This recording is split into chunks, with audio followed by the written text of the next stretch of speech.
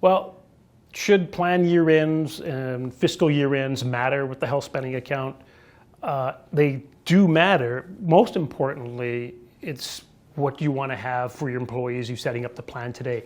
First, that's going to be your first plan year. So if I set the plan up today, I'm going to have that choice. Plan year end is going to be either the fiscal year end, the calendar year end, or 12 months from today.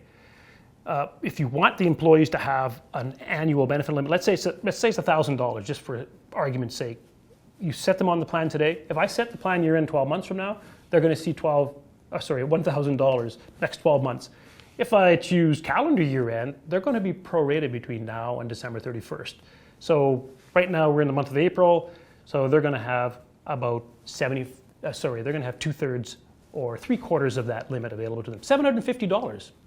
That might be wrong. Let's see $1,200, they'd have $750 available. My math is wrong of that, but we come back around and look at it. I think you understand if they go to the calendar year end, it's going to be prorated. If you choose fiscal year end, it's also not going to be 12 months from now, unless your fiscal year end happens to be 12 months from now. Then they'll have an annual limit that's going to be equal to the annual limit that you give them at the get-go. So what most employers do is set that first plan year end 12 months out. Although, once they've had some practice with the plan for some time, I get a lot of feedback saying, I probably would have been better at December 31st because it's just easy to remember. So if you want a practical advice on that or feedback from other employers, it's consider the December 31st, and you'll know, but you'll also have to remember your employees' limits will be prorated if it's not January 1st when you're setting up the plan.